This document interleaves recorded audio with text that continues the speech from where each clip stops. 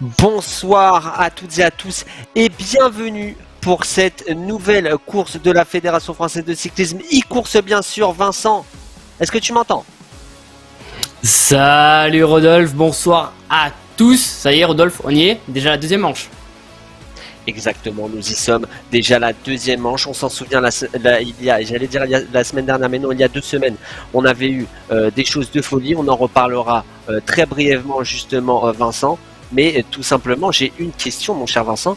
Pourquoi est-ce qu'on est là aujourd'hui? Qu'est-ce qui va se passer? Quel est le type de course auquel nous allons affronter? C'est les questions que nous allons nous poser. Premièrement, Vincent, très rapidement, on va présenter donc cette Coupe de France de e-cycling.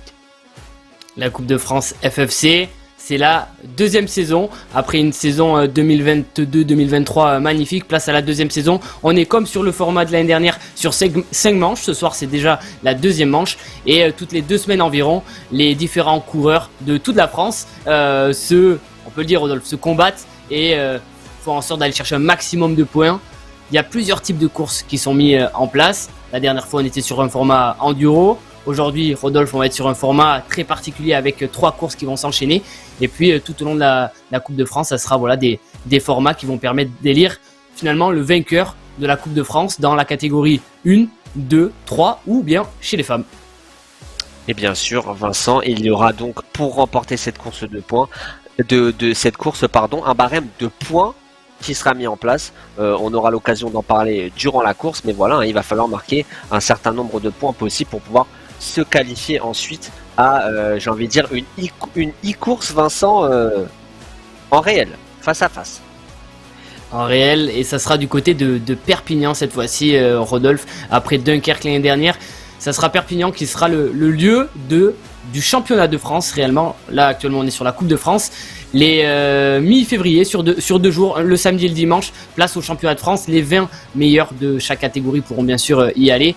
Mais pour ça il faudra être régulier sur toute la Coupe de France. Ça nous promet en février du côté de Perpignan 2 jours complètement de folie. Parce que oui Rodolphe, ça sera en présentiel au milieu du public. Ça va être complètement fou.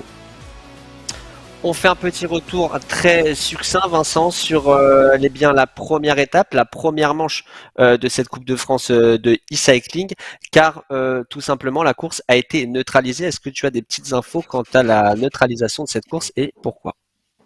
Et Radio Peloton m'a donné quelques billes. En effet, il y a eu neutralisation, ce qui fait que ce soir, tous les coureurs partent avec 0 points, enfin 50 points. Tous les coureurs qui étaient présents il y a 2 semaines ont tous marqué 50 points, mais tout le monde a eu 50 points. Et il y a eu neutralisation parce qu'il y a eu un problème au niveau de la neutralisation des vélos. Voilà, les arbitres ont fait tout à fait leur boulot. Tout le monde repart donc à 0. Il reste donc 4 manches pour élire les champions de la Coupe de France. À noter, Rodolphe, chose quand même très importante, les groupes de catégories ont quand même été constitués suite à la première manche, tout simplement parce que les puissances, elles, ont bien été récoltées sur cette première manche.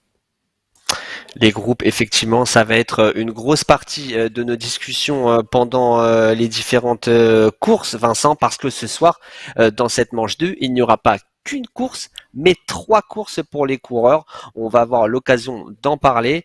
Vincent, on l'a dit, par contre, on a parlé de la neutralisation des vélos. Cette semaine, il y a neutralisation des vélos également. Il y a neutralisation des vélos, donc pour expliquer un petit peu, dans Zwift notamment, suivant le vélo qu'utilisent les participants, comme dans la réalité, certains vélos, c'est pas que ça offre des avantages, mais ça enlève du désavantage plutôt, voilà. Donc plus des participants roulent dans Zwift, plus ils peuvent bénéficier de ces types de vélos. Sur la Coupe de France, ça ne sera pas le cas. Tout le monde a finalement la même capacité technique sur les vélos, donc tout le monde part juste avec ses guibolles. Effectivement, on va donc avoir l'occasion d'en parler et c'est maintenant tout de suite parce que le temps file, Vincent, et la course, eh bien tout simplement va bientôt commencer le parcours des 3 courses. Donc comme on l'a dit, on va commencer eh bien tout simplement, Vincent, on le voit ici du côté j'ai envie de dire la manche 2, c'est du côté de Macquarie Island. La première course, c'est du côté de Two Village Loop à Macquarie Island, Vincent. Il y a eu quelques changements justement, mais comme on peut le voir, cette soirée sera composée de 3 courses pour pour les trois groupes et pour les femmes. La première course sera, Rodolphe, contre-la-montre, donc il n'y aura pas 12 km mais bien 6,5 km ce soir sur la première étape de la manche 2. Et oui. 6,5 km avec une belle bosse. On voit pas le profil actuellement, mais il y a une bosse dans ce circuit-là, dans ce chrono-là, une bosse de 2 km à 3%. Ça va être un gros faux plat, mais ça va surtout être, Rodolphe, contre-la-montre pour costaud, court, mais pour costaud.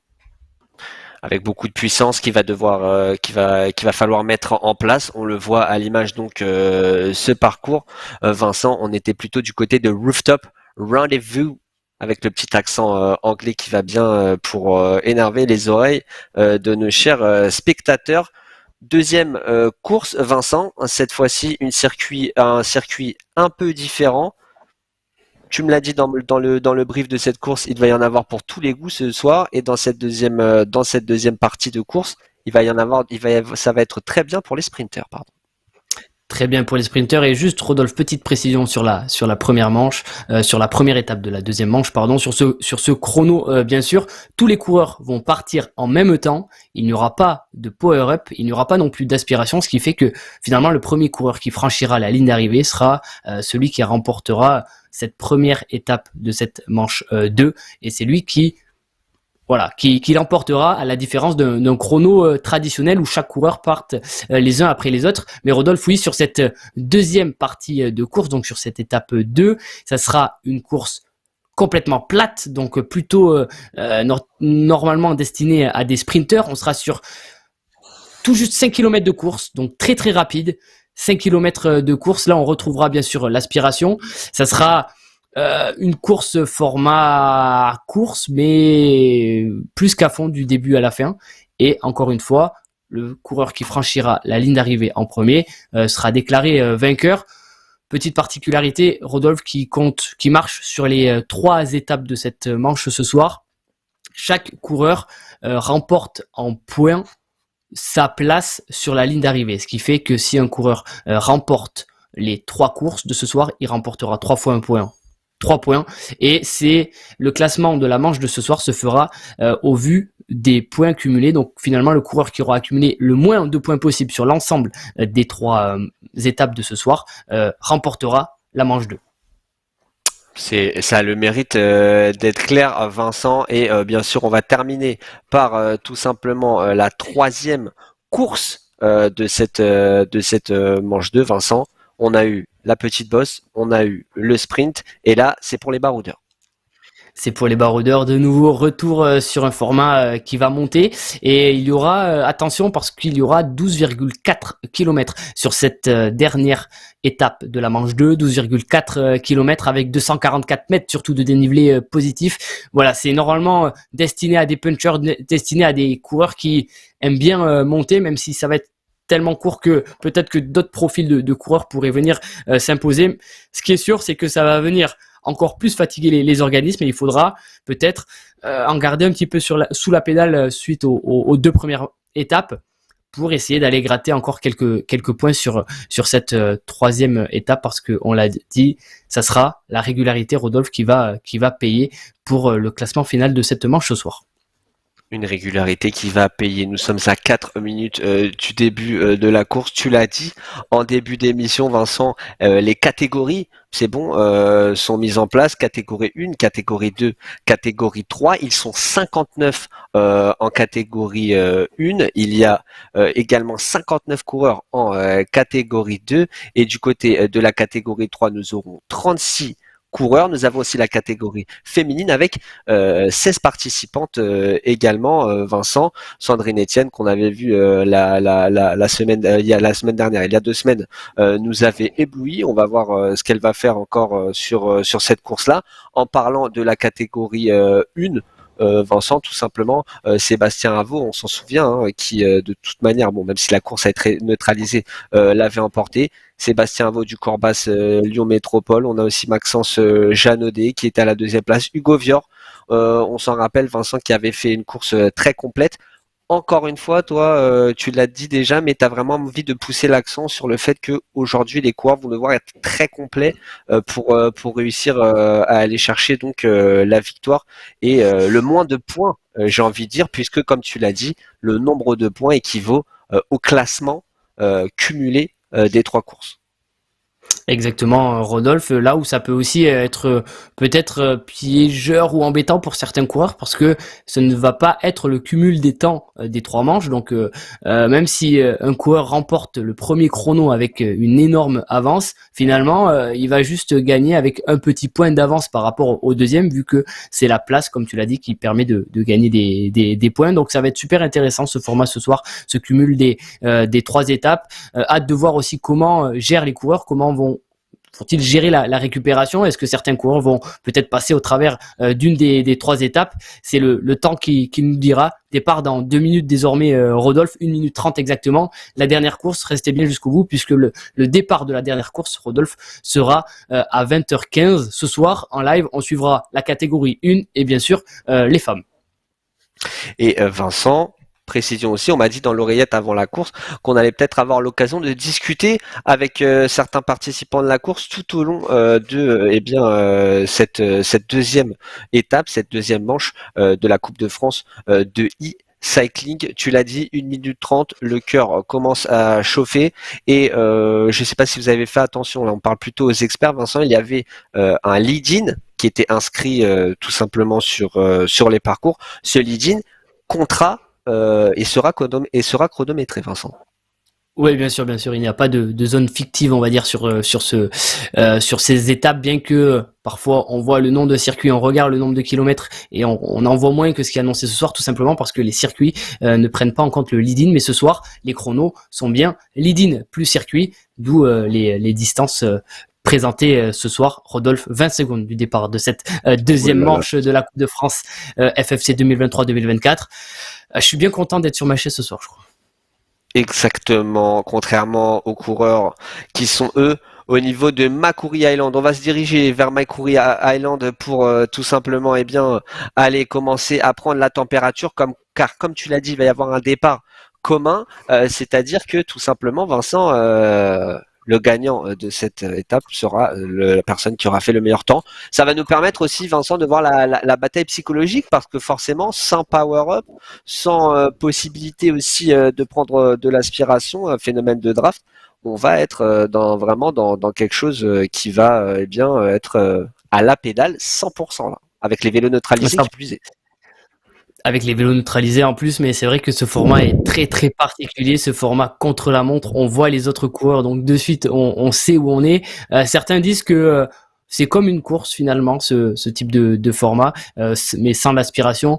Voilà, moi je le vois plutôt vraiment comme un chrono avec un aspect mental encore plus compliqué parce que on est en direct face à son résultat. Ça peut aussi, il peut y avoir de belles surprises durant ce type de chrono. La saison précédente, on se rappelle aussi de certains retournements de situation, de certains coureurs qui étaient partis très très vite. On les voyait devant dès le début, mais puis petit à petit dégringoler. C'est assez impressionnant. Et puis on va certainement voir aussi des coureurs vraiment au coude à coude parce que ils sont sur le même type de niveau.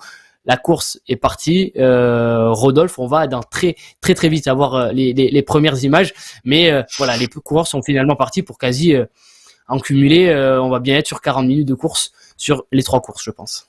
40 minutes à haute intensité, tu l'as dit, des niveaux vraiment, j'ai envie de dire égaux ou très très rapprochés, catégorie on l'a dit avec ce top 10 finalement qui est entre guillemets fictif puisque ce sont les puissances qui ont été prises et non pas le classement à la fin de la première course. On a Sébastien Avaux, Maxence Janaudet, Hugo Vior, Geoffroy Milour, Clément Cambier, Thibaut Clément, Cédric Bernard, Geoffrey Lucat, Aurélien Costeplane et Pierre Felrat. Ça c'est pour le top 10 de la catégorie 1, encore une fois un top 10 fictif, donc on n'est pas en train de faire de l'intox sur ce qu'on imagine, c'est tout simplement l'ordre dans lequel nous avons la chance de pouvoir suivre ces coureurs. Catégorie 2, nous avons Samuel Doro, Xavier Granet, Tom Aubry, Vincent Bouillic, Thomas Hamon, Florian Gosselin, Cyrus Macaigne, Loïc Euzé, Dimitri Samokine et Nicolas Renaudin. Le Lannion Cyclisme Villeneuve-Saint-Germain, on a vraiment toutes les régions qui sont représentées encore une fois. Et là, on va passer sur la catégorie 3. On a Jérémy D'Ambrosio, Jérôme Chapeau, Thomas Génin, Arnaud Bonnet, Bruno Deveau, Christophe Deroubet, Raphaël Hadid, Eric Gasparotto, Eric Malbreil, Elliot Defer. Et du côté tout simplement féminin, elles sont 17 avec Sandrine Etienne, Marine Moget, qui a fait belle impression, Vincent, il y a 2 semaines. Mylène Proust, Laurence Motas, Clara Legros, Julie Rebourg, Johanna Lallen, Éline Collin, Amélie André, Anaïs Rivoal. Mais on va continuer, puisqu'il manque plus que cette coureuse. Camille Varocki, Sandra Peota, Karine Noubel, Lydia Dolène, Estelle Fuchs, Elodie Maca et Laurence Garot. Vincent, est-ce que toi tu as des petites on va dire choses qui arrivent du côté de Radio Tour? Il y en a quelques infos déjà qui peuvent apparaître. Donc le premier coureur pour l'instant a réalisé déjà 2,5 km et c'est Nicolas Hamon qui est en tête devant Geoffrey Milour et Sébastien Avaux en 3e position. Les écarts sont très très serrés. On a notamment le retour actuellement de Aurélien Costeplane qui vient de rattraper Maxence Janaudet. Hugo Vior le suit de très près à la 6e position. Voilà pour l'instant le top 6, mais tous les coureurs sont quasi roue dans roue, petit avantage par contre voilà à Hamon qui fait belle figure là avec ses 6,4 watts par kilo actuellement. Il a une petite seconde d'avance sur Geoffroy Milour qui tient bon et qui est même en train de revenir. J'ai bien peur que ça finisse déjà au sprint cette première étape, mais voilà pour l'instant les informations sur cette première étape, des écarts très très serrés entre le premier et même si on remonte jusqu'à la 20e place, il y a quasi un peloton. Et c'est le mode traditionnel, j'ai envie de dire, le mode Radio Tour, le vélo qui a fait rêver nos aînés avec, comme tu l'as dit, donc Hamon qui est en tête, mon cher Vincent, et qui impose ici pour le moment, on voit c'est une course avec pas mal de virages. On va essayer de décrire au maximum, Vincent, ce qu'on a la chance de pouvoir communiquer. Il y a un duel, il y a surtout 2 coureurs qui sont partis en tête, j'ai envie de dire, ils sont en train de se tirer la bourre. Il se tire vraiment la bourre, mais attention parce que Sébastien Avaux est en train de revenir là sur les 2 hommes de tête. Hamon avait légèrement ralenti, ça y est, il est rejoint à l'instant par Milour et Sébastien Avaux va pas tarder à en faire de même. On a déjà réalisé, Rodolphe, 3,5 km, ça va très très vite. On va très vite approcher du finish déjà de cette première étape. Mais voilà, pour l'instant, les écarts sont très très restreints. On rappelle, il y a 6,5 km en tout, donc les coureurs ont passé la mi-course et pour l'instant on a, Rodolphe, à l'instant où je te parle, 3 coureurs ensemble, Hamon, Milour, Avaux avec Aurélien Costeplane vraiment pas très très loin et Maxence Janaudet qui vient de rentrer sur Costeplane. Ils ont tout juste 2 secondes de retard sur le trio. On rappelle, il n'y a pas de draft ce soir, donc là ce qu'on est en train de vivre actuellement, ce sont finalement les mêmes niveaux quasi pour ces coureurs-là, alors qu'on vient de passer déjà le 4e kilomètre. Hugo Vior en 7e position notamment. Effectivement, Hugo Vior en 7e position. On a aussi Milour, comme tu le disais, qui est présent. Cédric Bernard, Roland devant d'Agnès, Roland bien sûr du EC Vélizy. Et maintenant, Vincent, il y a une petite bosse dans la course. On est à 4%, 3%. C'est le moment de faire le fameux contre-effort. Vincent, est-ce qu'on a été chercher un progressif? Est-ce que quelqu'un va tenter de gicler? Quel aurait été, toi, si tu étais manager, tes consignes aux coureurs là sur cette course, progressif ou plutôt attendre cette petite bosse pour essayer d'exploser? Un peu des deux, progressif peut-être, gérer bien sûr les écarts avec les autres coureurs et puis si on en a la capacité, bien sûr tout donner dans cette bosse. C'est ce qu'il est en train de faire Sébastien Avaux, parce que là il vient de prendre la tête justement de ce contre-la-montre individuel. Sébastien Avaux dans la bosse qui a vraiment accéléré, il est désormais premier juste devant Geoffroy Milour. Maxence Janaudet fait lui aussi la remontada de cette soirée puisqu'il est à la 3e place, lui qui avait rappelez-vous sur la première manche fait un excellent résultat. Hamon, c'est un peu plus compliqué actuellement. Il est peut-être en train de payer ses efforts de début, alors qu'on a passé Rodolphe Larche quasi des 5 km. Voilà pour le top 4 en 5e position. Aurélien Costeplane qui va peut-être tenter de revenir désormais sur Amon. Hugo Vior est un peu plus loin aussi. Les écarts sont encore très très serrés, Rodolphe, mais voilà, on va pas tarder à arriver dans le dernier kilomètre dans quelques instants pour Sébastien Avaux. Effectivement, et on revient dès que possible. Pour tout vous dire, notre caméraman est actuellement en panne, petite crevaison pour les motos de la production. Mais tu l'as dit, Avo est en train de réussir là un coup de maître, j'ai envie de dire, face à Milour qui tente de le suivre. Et Vincent, il y a aussi Costeplane et Hugo Vior finalement. Le top 10 fictif qu'on avait eu, Vincent. Il est en train de se dessiner aussi dans la course, dans le réel, j'ai envie de dire, avec plus que très peu de temps avant la fin de cette première course, Vincent. Il reste tout juste un kilomètre. Pour l'instant, 4 secondes d'avance sur Sébastien Avaux qui, s'il continue à ce rythme-là, va aller chercher son petit point sur cette étape. Maxence Janaudet, lui, fait le job en 2e position. Geoffroy Milour, toujours là en 3e position. Voilà pour le top 3. Et puis, 4 secondes derrière Geoffroy Milour pour la 4e position. On va retrouver Amon qui résiste après un départ vraiment incroyable. Aurélien Costeplane est un peu plus loin à 4 secondes derrière Amon également. Il va falloir rentrer parce qu'il reste seulement 500 mètres alors que là, Sébastien Avaux va pas tarder à en terminer. Et Rodolphe, à moins que Maxence Janaudet réussisse vraiment les 500 derniers mètres de sa vie, Sébastien Avaux devrait aller chercher ce petit point, mais il va y avoir finalement très peu d'écart entre Avaux et Janaudet qui, rappelez-vous, il y a 2 semaines, ont pris en cumul des temps les 2 premières places. On parle là de Maxence Janaudet, effectivement le coureur du Grenoble Métropole Cyclisme 38, Vincent, participant et 11e surtout de la boucle de Charente-Maritime, 5e au championnat d'Auvergne-Rhône-Alpes en contre-la-montre, 7e au championnat d'Auvergne-Rhône-Alpes en contre-la-montre en 2022 et 5e en 2021. Donc c'est vraiment un coureur qui adore ce type d'effort, Vincent. En tout cas, on a eu cette arrivée et là ça arrive au compte-gouttes, mon cher Vincent, mais on peut le dire officiellement au vu pour l'instant de ce qu'on a pu voir sur la course avant analyse bien sûr des arbitres, mais c'est notre ami Avo qui l'emporte, Vincent. Ça serait Avaux devant Janaudet exactement sur le passage de la ligne et là voilà, on est déjà au 23e coureur qui va en terminer avec Jonathan Rubarbe qui va venir prendre une belle 24e place. Voilà, finalement, des écarts très très serrés. On est en dessous de 10 minutes de course pour ces 6,5 km. Et on le rappelle, la position des coureurs seront leurs points accumulés pour cette première étape. Maintenant, place à quelques minutes de repos avant d'enchaîner sur la deuxième étape. Là, c'est très impressionnant. Tous les coureurs arrivent au sprint. Rodolphe, on a réellement des sprints parce que chaque place est bonne à prendre pour gratter quelques points. Bien sûr, chaque place est bonne à prendre pour gratter quelques points. Et on l'a dit, ça va être tout simplement le classement de cette première manche. Donc même psychologiquement, on a envie de montrer à l'un, à l'autre, à l'une, à l'autre qu'on est bien tout simplement meilleur qu'elle, en tout cas sur cette première étape.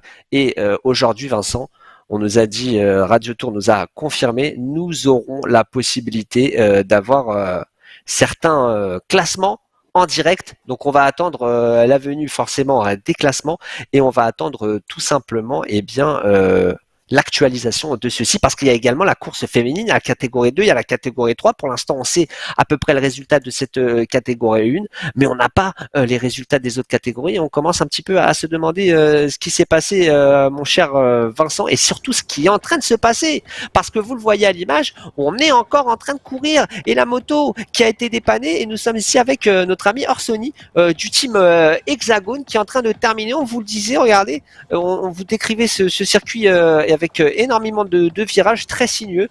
Et là, on vient d'arriver, alors que là, nous sommes avec Dolène, mon cher Vincent. N'hésite pas à me couper si tu commences à voir les classements au compte-gouttes. Je suis aussi en train de me connecter à ces classements rapidement. On aura la possibilité tout simplement de les avoir. Et vous le voyez, on est en train d'en terminer avec un non partant, j'ai l'impression, Vincent. Notre ami Romain Malbreuil qui était dans la course. En effet, le DTN, toujours l'œil pour vérifier les coureurs. Mais voilà, on a finalement un visuel de ce fameux circuit, ce circuit urbain sur lequel s'est disputée la première étape donc de cette manche ce soir, Rodolphe. Avec on a pu le vivre avec Radio Tour, Radio Zwift, la première place en catégorie 1 pour Sébastien Avaux devant Maxence Janaudet. Les résultats ne vont pas tarder à arriver, avec notamment le classement femmes aussi qui a été bien disputé dans quelques minutes désormais, Rodolphe. La deuxième course. Effectivement, Départ on était à exactement. l'image avec...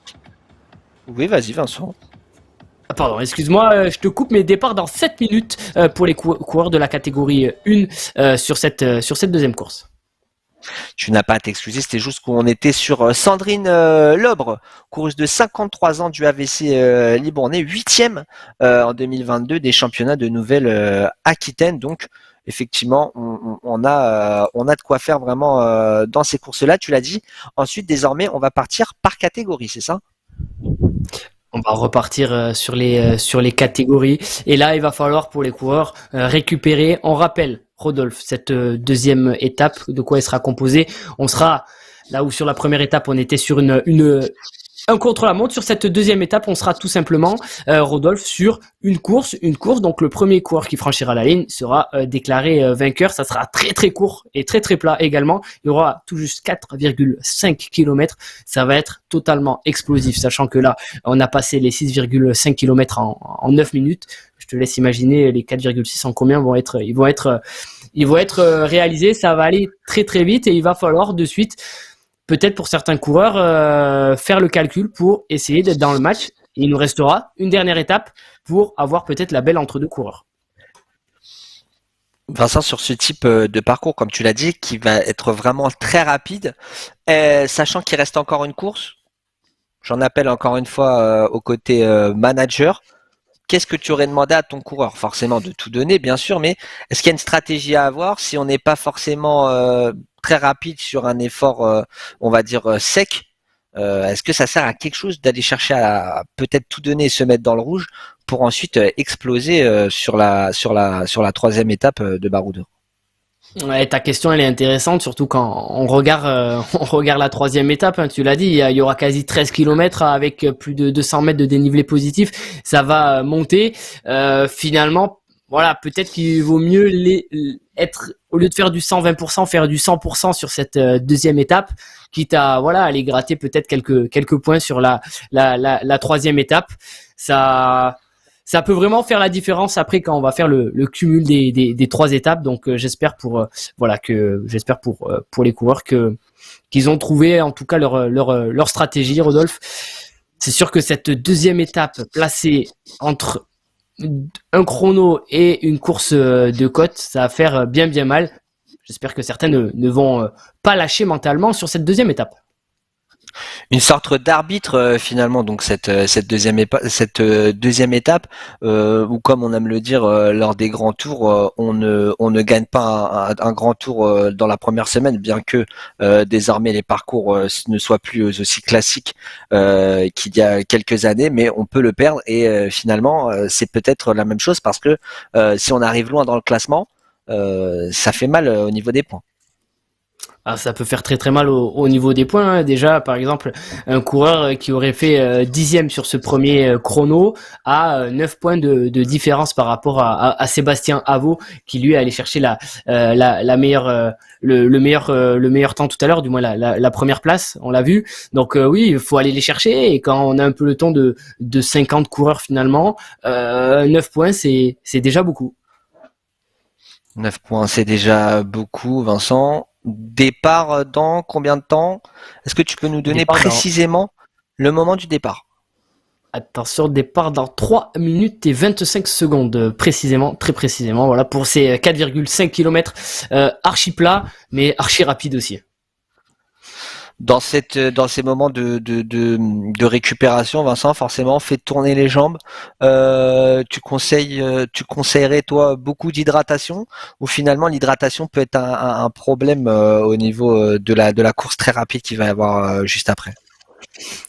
Il va falloir, je pense, faire appel à un diététicien ou à quelqu'un qui s'y connaît précisément là-dessus. C'est sûr que l'hydratation est très très importante en e-cycling au vu de l'intensité. On est dans un espace fermé également, donc voilà, peu d'air, même si certains coureurs utilisent des ventilateurs. Pour ceux qui n'ont jamais vu ça, c'est assez impressionnant, des ventilateurs pour tout simplement refroidir le corps et essayer de reproduire aussi un vent comme on pourrait avoir à l'extérieur qui justement refroidit le corps. Mais oui, l'hydratation est très très importante sur ce type d'épreuve. Alors que Rodolphe, normalement, on va pouvoir afficher et discuter du top 10 normalement, vu que les arbitres ont pu faire le boulot. Et on n'oublie pas, hein, même s'il commence à faire froid sur la France, fenêtre toujours un petit peu entrouverte, Vincent, au moment du home trainer. Ça, c'est la partie vraiment très importante. On ouvre toujours un petit peu la fenêtre. Hein. Oui, très important. Alors que là, voilà, on a le top 10 de la première étape qui apparaît à 2 minutes du départ. Donc, Rodolphe, on l'a dit, c'est Sébastien Avaux, le leader, le vainqueur sortant de la Coupe de France 2022-2023, le champion de France également sortant de 2022-2023. Premier devant Maxence Janaudet et Geoffroy Milour. Ces trois-là, vous les connaissez puisque ils ont animé, que ce soit la saison passée ou bien la manche 1. 4e place pour Amon Nicolas qui a résisté après un départ très très rapide. Effectivement, un départ très très rapide. Nous avons ensuite Aurélien Costeplan, lui qui remplit et qui clôture ce top 5, le coureur de Castel Sarrazin. Hugo Vior à la 16e place, Geoffrey Lucat à la 7e place, Cédric Bernard 8e, Louis Coqueret 9e et Thibaut Roland qu'on avait vu bien en jambes aussi il y a 2 semaines, qui conclut ce top 10. J'ai envie de dire, encore une fois, comme on l'a dit tout à l'heure, Vincent, le classement des catégories fictifs a bien fonctionné quand même. Hein. Ça a très très bien fonctionné. Les logiques sont respectées pour le moment. Et tout à fait, Rodolphe. Et on rappelle encore une fois, si vous voulez faire les petits calculs pendant la prochaine course, la place que l'on voit là sur ce tableau correspond au nombre de points que les coureurs ont accumulés. Donc si Maxence Janaudet veut et à minima égaliser Sébastien Avaux suite à la 2e étape, il doit tout simplement finir devant Sébastien Avaux. Maintenant, place un peu de surprise, peut-être que certains coureurs avaient pour objectif de rentrer dans le top 5 ou le top 10 sur cette première étape et vont faire un gros numéro sur cette 2e étape. On rappelle, hein, Rodolphe, malheureusement, peut-être pour certains coureurs, ce n'est pas le cumul du temps qui permet de faire les classements ce soir. On a parlé, Vincent, de Nicolas Amon. Nicolas Amon qui était très bien parti sur cette course, un coureur de 23 ans. Vincent, 2e du Tour de Loire Atlantique, étape 2 en 2021, 2e de la Route des Halles, 5e du Grand Prix de la Couronne en 2021. 2023, 11e des boucles de la Charente-Maritime et en 2018, il a remporté la Marmande Val-de-Garonne classique. On y est, Vincent, dans cette course. C'est parti au cœur du peloton, Vincent. On est sur du e-cyclisme, donc là, tu conseilles vraiment, si on a envie de gagner, si on a envie d'aller chercher quelque chose, il faut absolument être dans le groupe de tête. Il faut être absolument dans le groupe de tête, c'est sûr. Et là, sur 4,5 km, quelle est la stratégie? Est-ce qu'on attend le sprint ou est-ce que justement on part à bloc et on essaye de lâcher les autres coureurs? Ça peut être compliqué cette stratégie parce que sur 4,5 km, il y a beaucoup de coureurs qui sont capables de se mettre complètement à bloc. On le voit déjà, Rodolphe, au vu des battements par minute en haut à gauche et également de la cadence de pédalage. Ça va extrêmement vite. Les coureurs ne font pas semblant. Effectivement, avec ce virage ici sur la gauche, vous le voyez en haut à droite de votre écran, vous avez la possibilité d'avoir le parcours en blanc, la vitesse, le nombre de kilomètres et bien sûr l'altitude, si j'ai envie de dire. Et à l'extrême gauche de votre écran, vous avez le nombre de battements par minute avec le capteur cardiaque qui est très important, Vincent, pour pouvoir valider sa course. Hein. Oui, c'est un prérequis, alors que là, Rodolphe, ça y est, c'est Maxence Janaudet qui se porte aux avant-postes de cette 2e étape avec Jonathan Rhubarbe. On a Amon également devant Laporte. C'est Laporte. Est-ce que c'est Christophe Laporte qui est par ici? Je ne pense pas, mais attention, voilà. Gros départ pour l'instant. Comme on l'avait dit, il y a peut-être du marquage parce que Jonathan Rhubarbe qui a pris tout à l'heure, il me semble, à 23e place, là, à quelques secondes d'avance sur le peloton, il y a peut-être du marquage entre les favoris. Il y a peloton pour l'instant groupé, hormis Jonathan Rhubarbe qui a décidé de de tout tenter et peut-être de faire ces 4 km complètement à bloc. Sachant, Vincent, que c'est un coureur de l'EC Vélizy. On a Roland aussi qui est un coureur de l'EC Vélizy. On va commencer aussi à avoir des manœuvres tactiques, hein, peut-être un relais où on a tout simplement envie de durcir la course pour laisser son leader au chaud. Ça peut être une tactique, hein, c'est vrai. Les clubs sont surreprésentés. Le CF Vélizy a minima déjà 2 coureurs dans la catégorie 1. C'est beau à jouer aussi cette coupe d'un point de vue équipe. Et on le sait, Rodolphe, il y a aussi ce fameux classement club qui permet du coup aux coureurs des différentes catégories. Là, on est avec la catégorie 1, mais finalement, c'est un cumul des points sur les différents groupes par coureur qui permet d'aller chercher ce nouveau classement club. Et peut-être que du côté de l'EC Vélizy, on essaye de le jouer également. On avance en tout cas dans cette course, bientôt 2 km. Nous sommes ici avec Pasturel, 196 de battements par minute. C'est dire, hein, Vincent, l'effort là que sont en train de faire nos coureurs. Et nous sommes là au milieu du peloton. Non, j'allais dire dans le premier tiers du peloton, dans ce top 10 du peloton. Et il y a un départ. Vincent Vanotti a décidé de s'extraire. Une nouvelle accélération, en effet, en cette tête de peloton. On ne laisse pas beaucoup de champ à chaque fois, mais il faut déjà avoir la force de sortir du peloton. Vanotti a essayé de sortir alors qu'on est là, Rodolphe, quasi à la mi-course déjà, pas d'échappée, mais de belles tentatives. On essaye de durcir la course, on tente de prendre sa chance. Encore une fois, on l'a dit, hein, c'est une possibilité cette course-là pour certains de rattraper un tout petit poil, j'ai envie de dire de retard. Et puis on sait aussi ses capacités. Vincent, là, tu es un coureur non sprinter. Forcément, tu dois tenter quelque chose. Si tu sais qu'au sprint, ça ne passera pas. En tout cas, Morel du Team Foudre ici, qui a pris un petit peu d'avance, 1 seconde à peu près, Vincent. 1 seconde, est-ce que ça peut être suffisant, Rodolphe? 1 kilomètre, un peu plus d'1,5 km de l'arrivée. En tout cas, il faut tenter parce que là, on va commencer. Ça fait déjà 4 minutes que les coureurs sont partis. Certains coureurs vont peut-être céder au vu du rythme infernal. Je pense qu'il fait meilleur dans le peloton, mais attention, voilà, qui va tenter le sprint? Est-ce qu'on pourrait pas tenter là, Rodolphe, dans quelques instants aussi, le coup du kilomètre, même s'il y a un coureur là qui a quand même bien sorti? Oui, il y a un coureur qui est bien sorti, mais Vincent, c'est un coureur qui est vraiment tout simplement à chaque fois très à l'aise, notre ami Morel, et qui réussit à s'imposer. En tout cas, là, il a été rejoint par Laporte qui le colle et on a décidé d'avancer. On a décidé d'avancer une nouvelle fois. C'est des coureurs qui n'ont pas joué le top 5 tout à l'heure, qui sont aux avant-postes. Et là, on est en train d'activer, Rodolphe, les fameux power-ups, ces power-ups qui permettent de donner des boosters aux différents coureurs. On a notamment le booster aéro qui permet d'améliorer l'aérodynamisme pour 15 secondes et à 1 km de l'arrivée. Ça peut être peut-être un bon coup. On le voit, il y a un coureur, Rodolphe, avec 50 mètres d'avance. Effectivement, il faut absolument se placer en tête de ce peloton et continuer à avancer. Tout simplement, tu l'as dit, un power-up aspiration. On a un power-up plume aussi qui tout simplement qui réduit le poids du coureur. Mais pour l'instant, le peloton quasiment en file indienne là.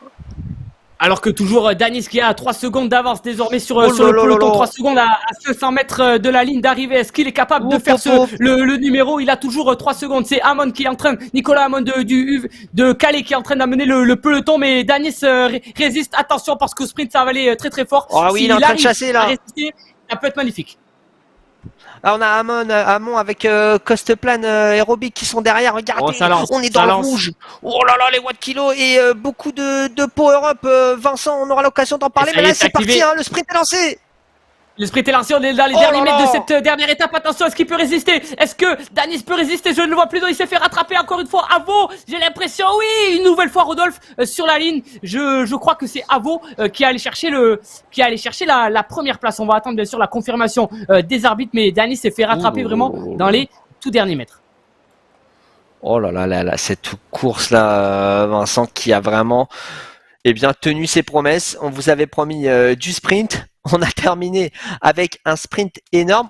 Danis qui a failli créer l'exploit quand même, Vincent, en essayant de partir dans les 800 derniers mètres. Hein. 800 derniers mètres, le coup du kilomètre, on en avait parlé, mais Ah, ce format de course a été exceptionnel. Voilà, on n'a même pas eu le temps de bâiller que les coureurs franchement, étaient déjà arrivés. Quelle course! Victoire a priori de Sébastien Avaux. On va confirmer parce qu'il y a encore des points à aller chercher, bien sûr. Et cette troisième manche qui arrive, Rodolphe va permettre de faire la belle si jamais un coureur a pu griller Sébastien Avaux sur la ligne. sinon c'est 1 et 1, donc forcément il est devant, alors que on a des infos Kylian Mer 14e, Vincent. Là, il nous faut plus d'infos quant eh bien tout simplement à la catégorie. Moi je suis également surtout en train de chercher la course féminine. Vincent, si tu as des informations, n'hésite pas à les communiquer tout simplement, mais on aura l'occasion d'en discuter juste eh bien pendant la course, ou alors après. Très rapidement, Vincent, est-ce que tu as envie que je te donne le classement de la catégorie 2 de la première manche?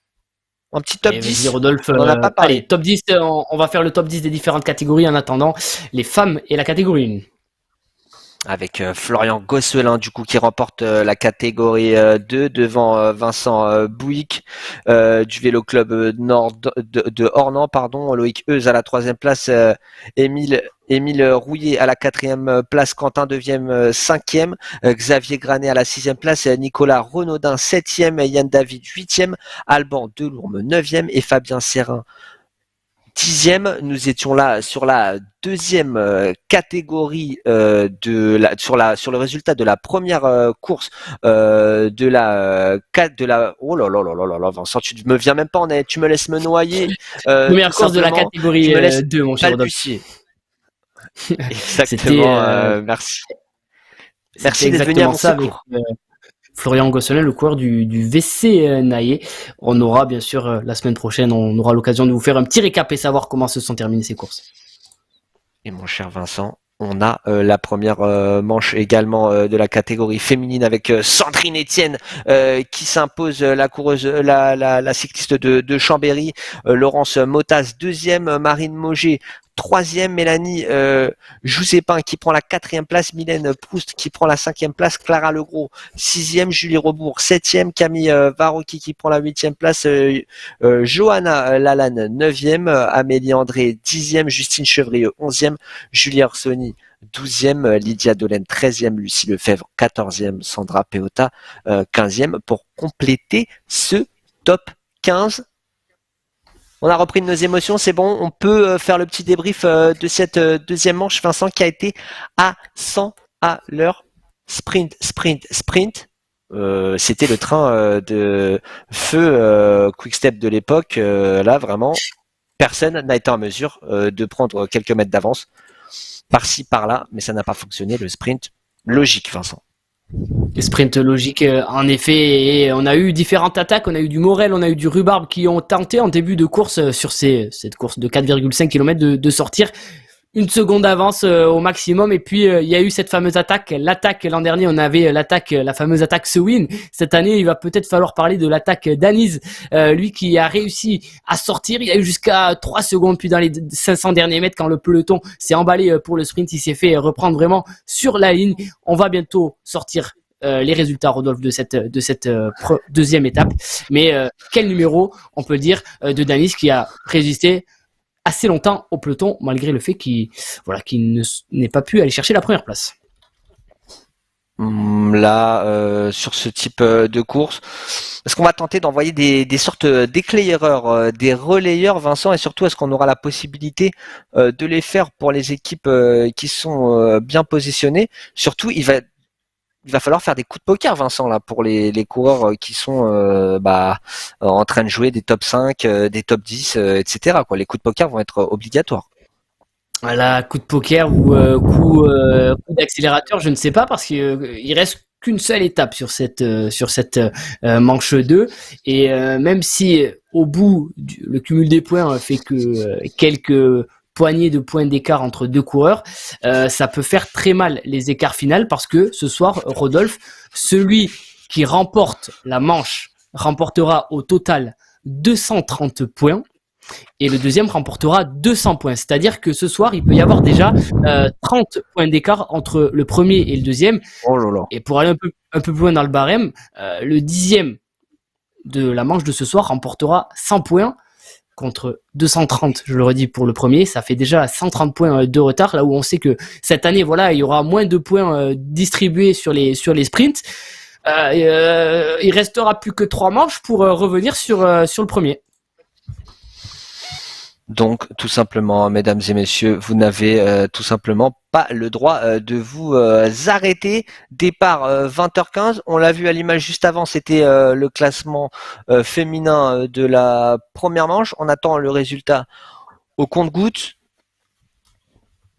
À vous, Vincent, s'il remporte cette deuxième course, finalement, à part vraiment un coup de moins bien, il faut qu'il soit dans le top 3 et c'est bon, ça sera OK.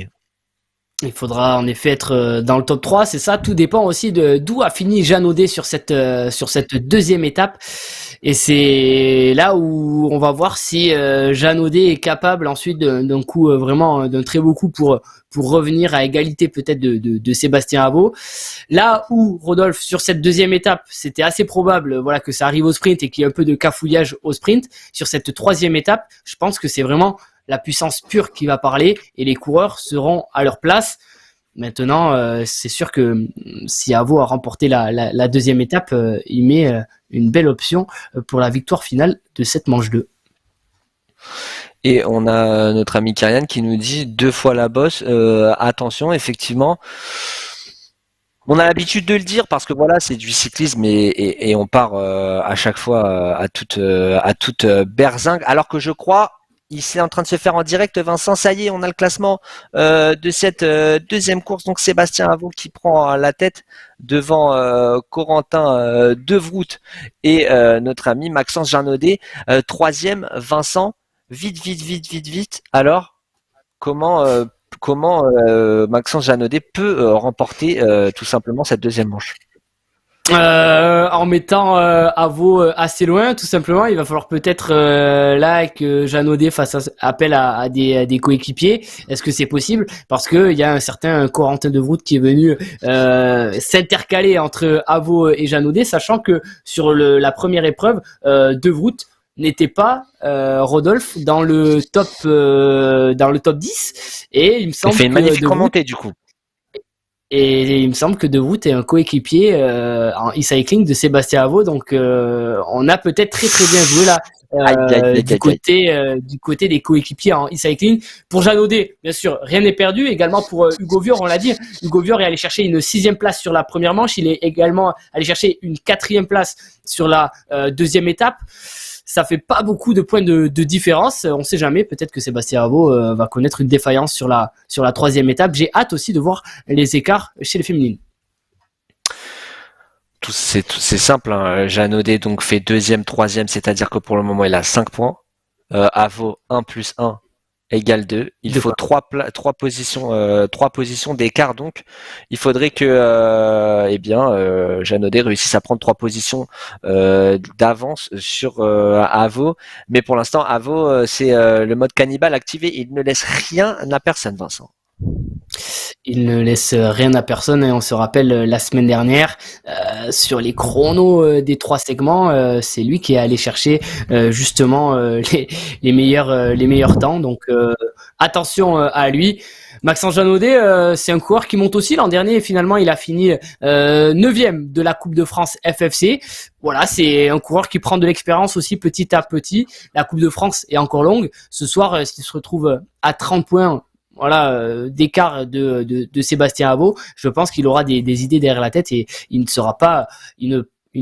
va pas dormir ce soir comme déjà futur deuxième finale de cette Coupe de France. Vincent, Maxence Janaudet, un parcours un petit peu atypique, un coureur surtout atypique dans ce peloton de e-cycling pratiquant d'aviron. Et tout simplement très bon représentant de la France à travers le monde. Il est notamment une belle 6e place U23 dans les championnats du monde d'aviron. Et en niveau du cyclisme, il a fait par exemple 5e un contre-la-montre régional et 69e du contre-la-montre du championnat de France en 2022. 69e effectivement et 42e amateur. Et c'est un coureur qui apprécie le e-cycling, puisque quand on regarde son palmarès, notamment sur Zwift Power, il enchaîne les courses. Il doit avoir une bonne vingtaine de courses cette année sur Zwift, courses reconnues avec de magnifiques positions. C'est un coureur qui court bien sûr en A.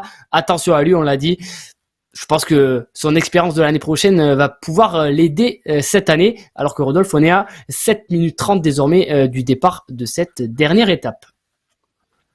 Et on en parlait tout à l'heure, les équipes. Très intéressant ce que Sébastien Avaux, donc le champion de France et vainqueur de la Coupe de France 2023, a indiqué dans les petits questionnaires. D'ailleurs, n'hésitez pas à répondre aux petits questionnaires. L'objectif, c'est de conserver le titre pour un membre de la team Hexagone. Donc on va vraiment jouer collectif et sa position actuellement de leader finalement est logique au vu des résultats de la saison dernière, mais il n'aura aucun mal eh bien, à permettre à un autre coéquipier d'aller remporter les différents titres.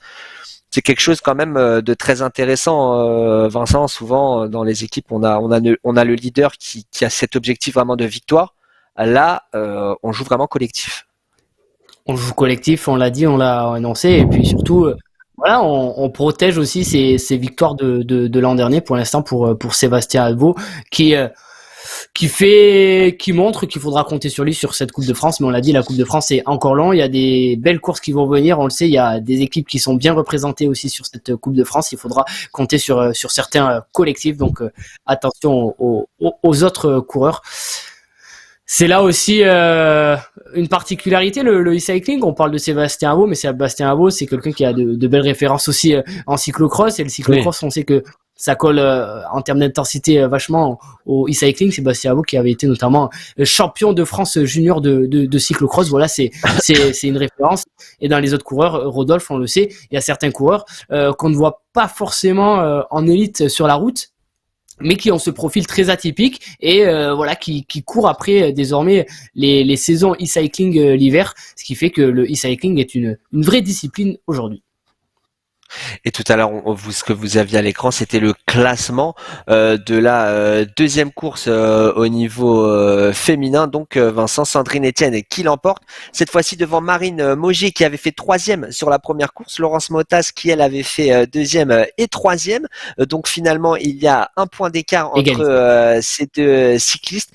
Pardon, on est à égalité effectivement entre ces deux cyclistes. Et Sandrine Etienne, un petit peu à la manière d'un Sébastien Avaux, elle qui a un micro matelas, puisque 2 et 3 font 5, Vincent, elle a 4 places d'avance sur ces deux concurrentes, Mylène Proust 4e et Clara Legros qui eh bien complète ce top 5.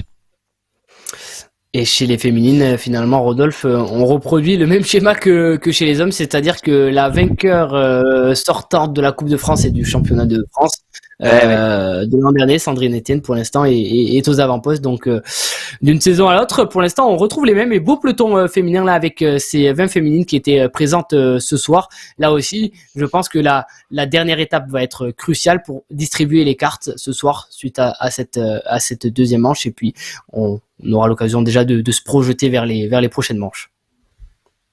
On n'a pas eu l'occasion pour le coup de parler de eh bien la troisième catégorie. Je te fais un top 10 très rapide de eh bien cette première course pour le coup, avec Thomas Génin qui avait pris la première place devant Nicolas Mellen, Jérémy Aufschmidt, Bruno Deveau, Jérémy D'Ambrosio à la 5e place, Arnaud Bonnet 6e, Nicolas Sergent 7e, Anthony Homcourt 8e, 9e Eric Malbreuil et Eric Gasparotto qui prend la 10e place. À noter Jean-Luc Méard du Kiklos Brest Métropole Cyclisme, lui qui prend la 11e place 4 minutes avant le dénouement de cette course. Vincent, je vais pas te faire jouer au jeu des pronostics, tout simplement une question. Est-ce que ton instinct te dit que ça va terminer en groupé, ou alors là vraiment tout va exploser? Quand on regarde le profil de cette dernière étape, je pense que ça va finir au goutte à goutte. Et je pense que voilà, c'est certainement un coureur en solitaire qui devrait s'imposer au bout de ce petit quart d'heure de course. Il y a cette bosse finale qui va faire mal, donc je pense que ça va finir en solitaire, mais il va falloir, je pense, faire des comptes d'apothicaire pour tout ce qui est aux alentours de la 5, 10e place, 15e place, parce que chaque point compte, on l'a dit, et surtout, suite à cette manche, il y aura déjà des écarts ce soir. Donc, il va falloir s'arracher encore sur cette dernière étape pour espérer viser le haut du classement final de cette manche 2. Viser la lune, ça ne nous fait pas peur, ça ne fait pas peur à tous les cyclistes donc qui participent. À contrario, Vincent, de la première et de la deuxième course, on a eu un petit peu plus de temps pour récupérer. Est-ce que là, tu aurais préconisé carrément un petit arrêt du tournage des jambes? Est-ce que c'est la bonne stratégie d'arrêter complètement de rouler? Ça fait complètement redescendre le cardio aussi. Là, on va être sur un format un peu plus aux alentours d'un quart d'heure. Donc voilà, je pense qu'il vaut mieux garder la machine encore chaude pour être dès le 3-2-1 départ dans la course et être prêt aussi à le faire comme un chrono, parce que peut-être que certains coureurs vont mettre une intensité folle et là il va falloir suivre. On le redit, chaque place compte sur cette manche 3, donc il va falloir aller chercher la meilleure place possible. 3 minutes, 2 minutes, avant le début de cette course, nous allons avoir les réponses à toutes nos questions. Le moment aussi, Vincent, on en a parlé un petit peu sur la première course, mais des discussions. On sait que le e-cyclisme, on aime bien être connecté entre équipes. Là, c'est les consignes, c'est le briefing du manager s'il y en a. Voilà, c'est le moment en tout cas. S'il y en a, c'est maintenant qu'il faut le dire. Voilà, la question que je me pose, c'est quelle est l'énergie qui reste au coureur?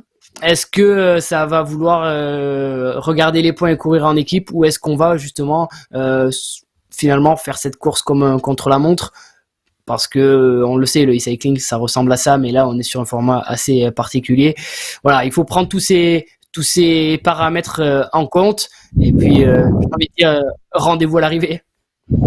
Rendez-vous à l'arrivée, effectivement, et savoir aussi si certains coureurs n'ont pas déjà tout simplement oublié certaines places, et maintenant, il faut même peut-être penser à ne pas en perdre, Vincent, parce que si, comme tu l'as dit, on est un peu moins en forme, il va falloir tout simplement serrer les dents pour réussir à perdre le moins possible de courses. Nous y sommes sur cette ligne, Vincent, 20 secondes avant le début.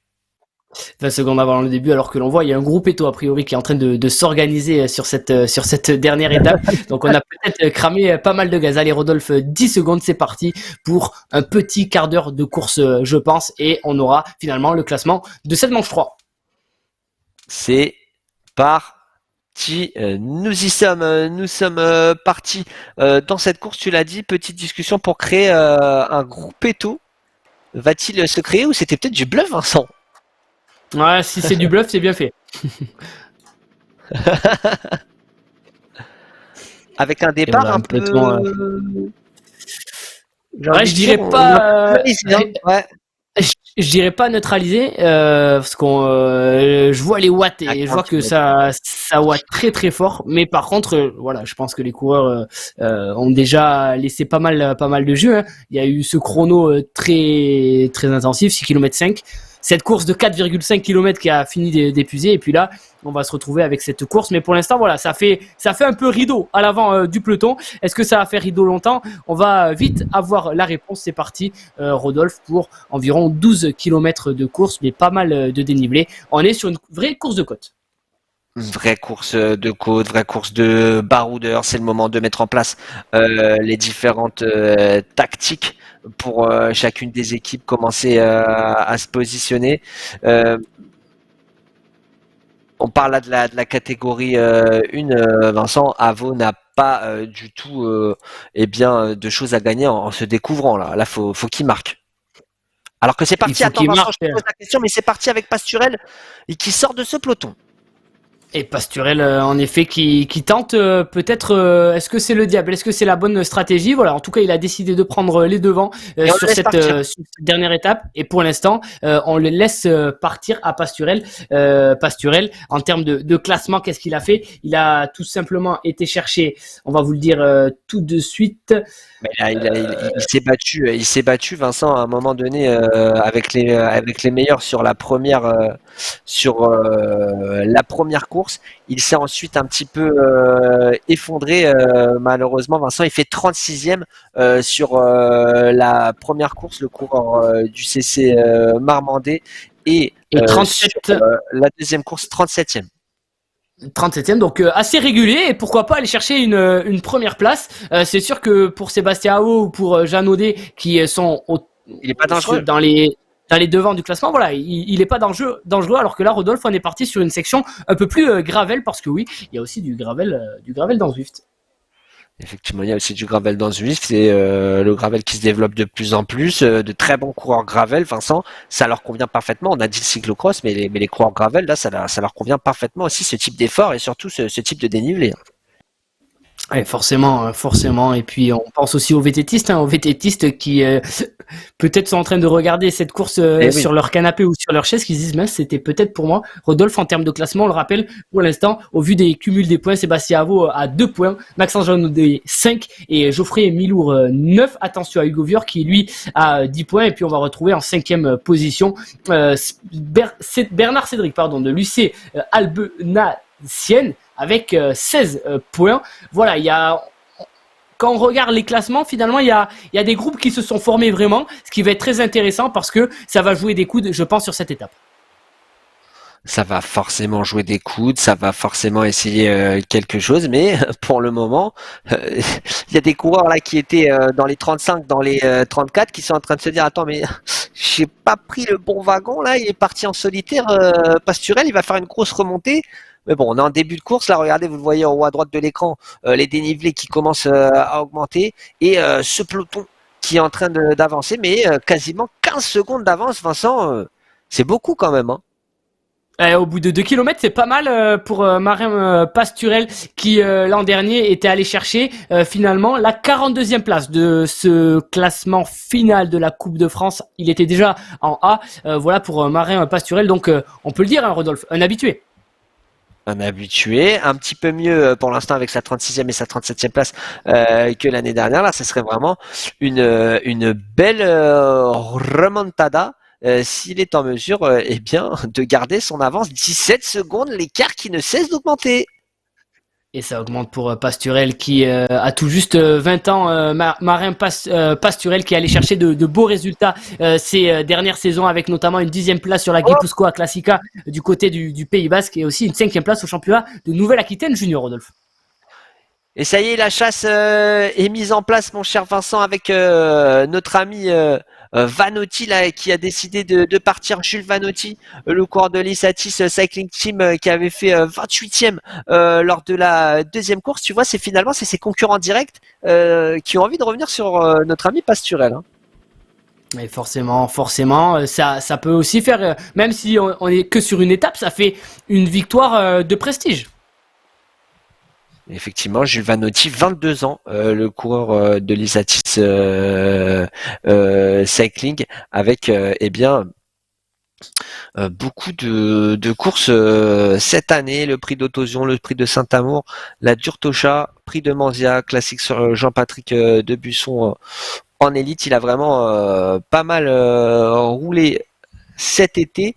En national, bien sûr, en catégorie 3 pour les circuits de la Coupe de France, et sinon en toute catégorie. Donc c'est quelqu'un qui peut revenir. Pasturel dans un rythme de croisière là, même si bon, il a déjà perdu 8 secondes face désormais à notre ami Avo et Milour, qui ont décidé carrément de prendre en chasse cette échappée.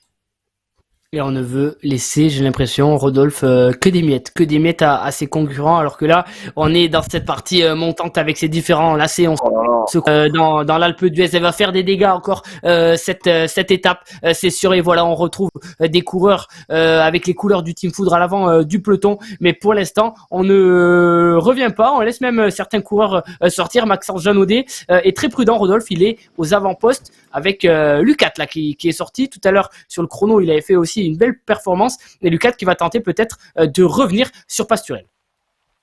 Lucat qui a décidé de tenter une remontée. On tente petit à petit, mais il n'y a pas vraiment pour l'instant d'équipe qui a décidé de faire la chasse. Geoffrey Lucat du VC Bellegarde, Vincent, qui donc a décidé de tenter quelque chose. J'ai envie de dire, même si, regarde, on le voit ici le peloton, les favoris commencent à se replacer vraiment à l'avant là. Exactement, Rodolphe, fais attention parce que Geoffrey Lucat, si on commence à laisser partir ce type de coureur, Geoffrey Lucat, il est 11e pour l'instant du classement de cette manche 3 au vu des deux premières étapes avec 24 points. Voilà, il peut, cette dernière manche, elle peut vraiment creuser des écarts et ça peut aussi surprendre du monde. On rappelle les barèmes, celui qui remportera cette manche finale repartira ce soir avec 230 points, là où le 10e repartira avec 100 points. Ça fait sacrément d'écart de points alors qu'il restera plus que 3 manches. Alors que Rodolphe à l'avant, retour de Lucat sur Pasturel. Ils sont donc 2 à l'avant, jonction.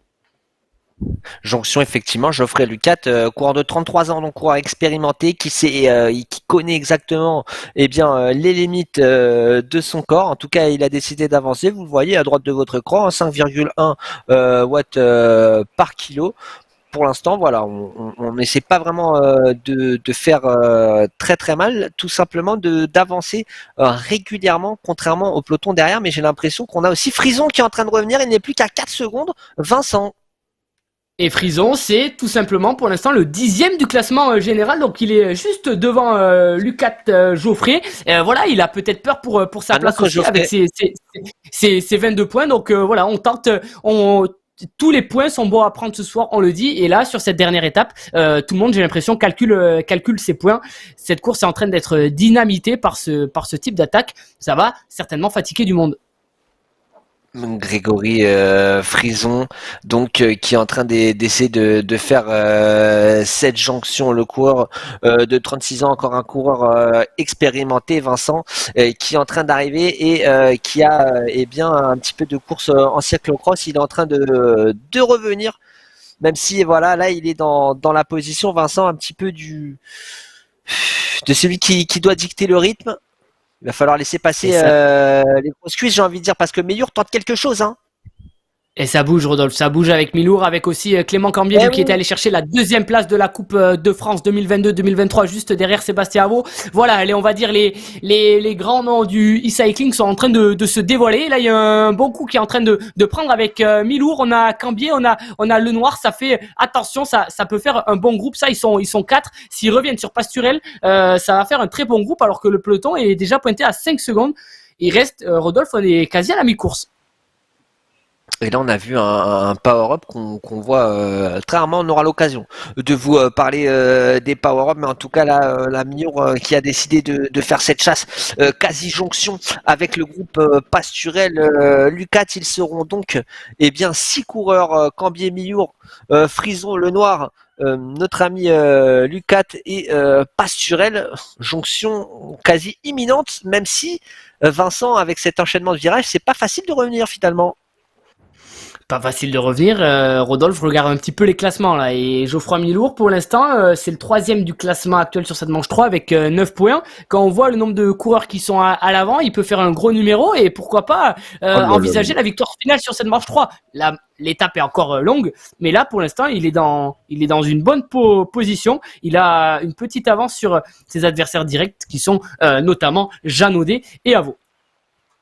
Et on a décidé d'envoyer tout simplement le Noir coéquipier de Avaux, Vincent, dans cette échappée, essayer un petit peu de jauger tout ça et finalement d'aller peut-être jouer son coup, car dans le jeu des positions, pour permettre à Miur de perdre une place. Si le Noir arrive devant Miur, il permet à Avaux d'arriver avec on va dire, peut-être potentiellement une place en moins à devoir aller chercher, aller grappiller. Et c'est là qu'on verrait si la stratégie d'équipe a lieu. En tout cas, là, il y a deux coureurs qui sont en train de se faire la guerre à l'avant, Frison et Lucat, parce que c'est la place 10 et 11 du classement provisoire de cette manche 3. Il y a quand même un bon coup là, Rodolphe, avec ces 6 coureurs. Ils ont 7 secondes d'avance sur le peloton. Il reste plus que 5 km. Rodolphe, ça va encore monter. Dans le peloton, il y a certains coureurs qui peut-être ont complètement confiance à leur capacité et savent que, voilà, peut-être même s'il y a encore 15 secondes au pied de la dernière bosse, ils seront capables de revenir. Ah, bien sûr, en tout cas, il y a tout à essayer, il y a tout à y croire parce que, soit on est déjà dans le peloton, on va dire, des vaincus, mais franchement, j'ai du mal à l'imaginer, à m'imaginer qu'il n'y ait pas des coureurs qui possèdent encore pas mal d'énergie sous la pédale, là. Il y a 8 secondes, Rodolphe, d'avance pour ce groupe de 6 coureurs. Il y a Jeannaudet qui est, il est très très bien placé à l'avant du peloton. On commence peut-être à craindre cette échappée. Je pense que c'est la présence de Geoffrey Milourc là qui fait peur quand on regarde le classement général.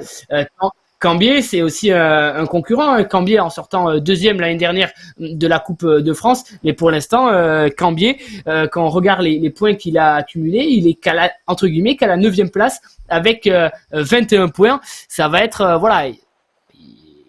dans une arrivée au sprint, peut-être qu'il aurait pu passer et faire en sorte que dans le méli-mélo de l'ensemble du peloton, il puisse griller quelques points par rapport à d'autres coureurs mieux placés. Mais là, pour Cambier, il va falloir aller les chercher, ces points, pour revenir dans le top 5 et même sur le podium. Il va falloir effectivement aller chercher tout ça à notre ami Clément Cambier, 28 ans, le coureur du Isatis Cycling Team, ancien coureur du VC Castré. Vincent, mais là Milourc, vraiment, il est déchaîné, il a même pas envie de laisser un poil de répit à ses compagnons d'échappée. C'est j'ai envie de dire marche forcée là qui est en train d'imposer le coureur Vincent au reste de ses compagnons d'échappée là. Et plus que 6 secondes, même avec ce rythme infernal, plus que 6 secondes pour cette échappée qui pourtant s'entend bien, parce que on veut aller griller et gratter quelques points, on veut tenter quelque chose, mais voilà. Et au moment où je parle, 4 secondes de Rodolphe, ça accélère à l'avant du peloton, notamment avec Rubard et Vanotti qui sont en train de faire un énorme tempo là pour revenir avant la bosse finale. Rhubarbe, le coéquipier de Vincent, est-ce que tu l'as dans le mille? On parlait tout à l'heure des équipes, le coureur de l'ECV qui est en train effectivement de faire le rythme pour notre ami Roland. Donc, et oui, le jeu des équipes va bel et bien avancer et on y est. Il les voit, Rodolphe, il les voit. Oui. Le peloton a juste à lever la tête. S'il le peut, ils sont vraiment plus très loin. On le voit, 3 secondes. C'est rien. Et Rhubarbe a même réussi à sortir du peloton, Rodolphe. Et oui. Et regarde, il y a Roland aussi qui était très bien placé là, même qui est en train de partir. Il va falloir faire très attention à cette jonction. Ça me surprendrait pas que un coureur de l'ECV Lisi tente quelque chose parce que Rhubarbe, il a fait un énorme effort et c'était forcément pour préparer une tentative de je ne sais quoi, mais une tentative. Et j'espère que c'est ça, parce que en effet, Roland pour l'instant est bien placé. Thibaut Roland, son coéquipier, avec cette 8e place, il a 19 points. Donc on est peut-être en train de faire mal au peloton pour une attaque dans les derniers kilomètres de Roland, qui est régulier depuis ses 2 premières étapes. Peut-il aller chercher un top 5 dans le finish de cette dernière étape? On est à 2 km de l'arrivée désormais, Rodolphe. Peloton avec encore 4 secondes, 2 secondes désormais de 5 secondes pardon de retard sur cette échappée qui est emmenée à pleine vitesse par Frison et Lucat, eux qui jouent les places 10 et 11 de ce classement. Effectivement, Frison, Vincent, depuis le début de la course, il est vraiment dans les avant-postes. Il était dans le bon groupe et il a décidé que Rhubarbe et les autres ne reviendraient pas, parce que regarde, il a 2 secondes d'avance avec Frison, Cambier et Lucat qui ont repris 2 secondes d'avance sur ces magnifiques pentes là, 9%, qui font très très mal, Vincent. Et Rodolphe, retour actuellement de Sébastien Avaux sur la tête de l'échappée. Ça y est, il vient d'opérer la jonction tout seul comme un grand. Il va même retrouver certains coéquipiers dans cette échappée. Mais je ne vois pas de Jeannaudet.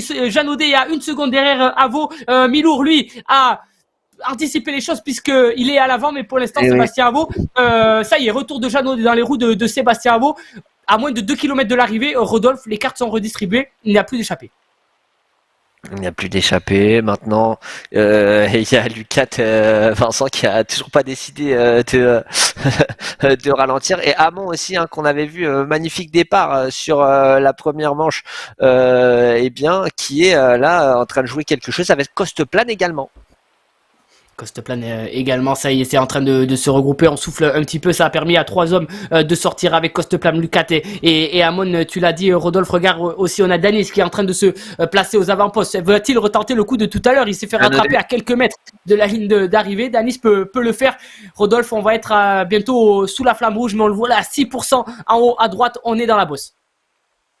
Effectivement, avec Costeplane ici qui est en train de lancer son accélération, mais Jeannaudet, Vincent, en tête du peloton des chasseurs. Jeannaudet va tenter quelque chose. Il est en train de tenter quelque chose. 7,4 watts kilo, vous le voyez à droite de l'écran. Mais là, nous sommes avec Monsieur Costeplane qui est en train de nous faire pour le moment un numéro là de tempo pour empêcher Jeannaudet de revenir sur la tête de course avec Hamon et Lucat. Lucat dans tous les bons coups, Vincent, dans cette course.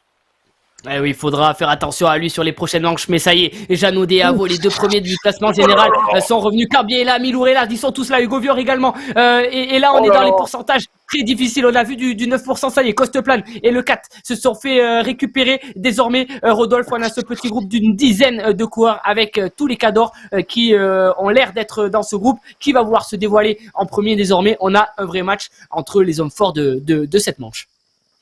Alors que là on est avec Avaux, regarde, il marque qui, Vincent, à la culotte? Il marque notre ami Jeannaudet qui est vraiment obligé de faire un énorme effort. Vous voyez hein, les coureurs là, 190 battements par minute, 7 watts kilo pour l'un, 7 watts kilo pour l'autre. On est vraiment en train de se battre avec les mêmes armes, Vincent. Là c'est une bataille psychologique sur ces pourcentages à 6%. Oh, et que c'est dur, et que ça doit être dur pour Jeannaudet parce qu'il le sait, s'il veut s'imposer sur cette manche, il doit mettre 3 coureurs entre lui et Avaux, mais pour l'instant, Avaux est vraiment collé aux roues, au basque de Jeannaudet. Geoffroy Milour n'est pas loin, on a du Cambier également, ça va se jouer au coude à coude. On pensait à une arrivée en solitaire, Rodolphe, mais ça va peut-être finir au sprint, alors que là, la pente est un peu plus douce. Il y a du foudre, il y a du hexagone. Rodolphe, on est dans les 500 derniers mètres de cette dernière étape. Effectivement, avec un coureur, Vincent, dont on n'a pas trop parlé, mais qui est dans le groupe aussi, c'est Vior qui est en train de se replacer.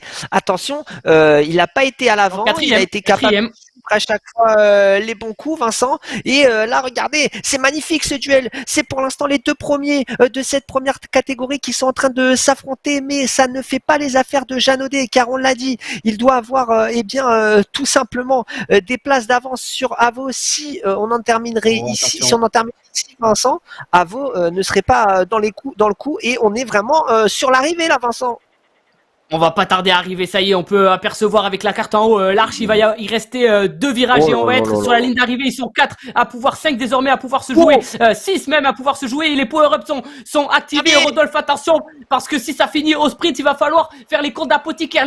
Les watts kilos sont dans le rouge, Rodolphe s'est lancé, mais c'est Cambier qui a pris l'avantage pour l'instant. On va pas tarder à tourner à gauche et on va être sur cette ligne droite finale. Attention, est-ce que Milour peut le faire? Est-ce que Cambier peut le faire, Rodolphe? C'est parti, le sprint est fait, mais on est sur du 1000 watts kilo, attention, le 4 revient très très fort aussi. Sébastien Avaux, nos premières postes. Hugo Vior peut le faire. Avaux, encore une fois, encore une fois, ça peut le faire. Rodolphe, c'est fait. Victoire, une nouvelle fois de Sébastien Avaux devant à la foot. Lucat, le classement courage, Vincent, le classement courage pour Lucat qui était à l'avant pendant toute la course et qui va prendre cette 2e place. Oh là là, quelle course de Lucat et surtout quel finish, quel retour, Vincent, de Avaux, vraiment qui marque de son saut cette 2e manche. Il aura été extraordinaire là pour le moment. Franchement, rien à dire. Incroyable ce qui s'est passé. On était finalement un peu plus d'un quart d'heure de course quand même, avec 20 minutes là actuellement pour les coureurs. Lucat, tu l'as dit, Rodolphe, ça a été... Il y a parfois l'homme du match. Allez, ça a été l'homme du match, Lucat. Il a fait un numéro vraiment exceptionnel. Ah mais franchement c'est le capitaine courage de cela hein. Le classement j'ai envie de dire du plus combatif là Vincent il aura tout donné et tu l'as vu sur la ligne d'arrivée ça s'est vraiment joué à très très peu pour qu'il ne revienne eh bien sur le vainqueur de cette troisième course magnifique Lucat qui nous aura vraiment fait énormément plaisir qui n'aura vraiment pas pensé à temporiser un petit peu, il aura tout donné et bravo à lui. On peut le dire, Vincent, avant officialisation, en tout cas provisoirement, c'est Sébastien Avaux qui remporte cette deuxième manche de la Coupe de France de e-cycling.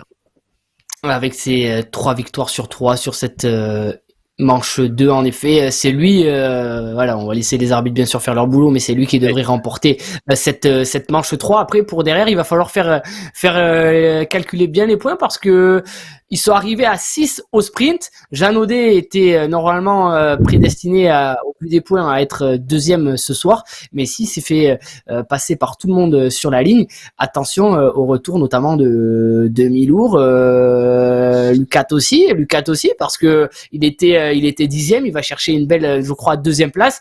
Voilà, il y a tous ces points qu'il va falloir calculer. Vior aussi. Finalement, Rodolphe, on retrouve les hommes forts de la semaine dernière aux avant-postes. Exactement, retour les hommes forts de la semaine dernière et surtout moi vraiment ce qui m'a impressionné Vincent, c'est que cette équipe pour le moment Hexagone semble un petit peu très difficilement contrable. Hein. On va pas se mentir, et il y a toujours quelqu'un pour sauter sur n'importe quelle tentative d'échapper. Hein. Ça court en effet en collectif, on a l'impression. Et puis il y a les hommes du Team Foudre aussi qui sont là, qui sont là pour essayer de détourner un petit peu les plans de ce Team Hexagone. Team Hexagone qui est, on le rappelle, une structure e-cycling, mais aussi une structure FFC connue sous le nom de Lyon-Corbas. Mais oui, Rodolphe, ce soir, ça a été un format très particulier. On revoit les profils de ces 3 étapes avec ce chrono qui a été fait à une vitesse folle, cette course plate et puis cette course de côte qui a fini finalement de fatiguer les. Oui, c'est fou en tout cas sur ce qu'on a suivi, c'est fou hein, parce que vraiment il y a eu aucun moment de répit, même quand on a cru qu'on allait laisser un échappé partir, bah finalement au bout de 15 secondes, hop, le peloton s'est dit non, on va aller le chercher et là encore une fois question management, question équipe, comment tu arrives à gérer dans l'équipe les consignes à suivre, le briefing est, j'allais dire, indispensable, là, parce que ça va tellement vite qu'au final, dans la course, les coureurs ne peuvent même pas réagir. Ils peuvent même pas réagir, même s'il y avait peut-être un peu plus la place sur cette dernière étape. Voilà, je pense que si on se met dans les différentes équipes, les points étaient pas mal déjà distribués suite aux 2 premières étapes. Donc pour la dernière étape, on a dû certainement citer un leader dans les équipes et puis on a travaillé peut-être pour lui. On a peut-être essayé de travailler collectif aussi pour limiter la casse sur le classement club, pour aussi penser aux différentes manches parce que voilà, le résultat de ce soir n'est pas forcément le résultat de la prochaine manche qui aura lieu en décembre. La prochaine manche, effectivement, qui aura lieu en décembre, Vincent. Maintenant, on attend l'officialisation. Nous attendons les arbitres. Nous attendons aussi les résultats de course, car il y a d'autres catégories. Et il y a aussi la catégorie féminine, Vincent, où tout se jouait à un mouchoir de poche. Pour l'instant, eh bien, on est en mesure, nous, de vous annoncer que Avaux, c'est bon, sans crainte. A remporté cette première catégorie. Il avait la pancarte, Vincent. Désormais, la pancarte est encore plus grande, vraiment sur lui.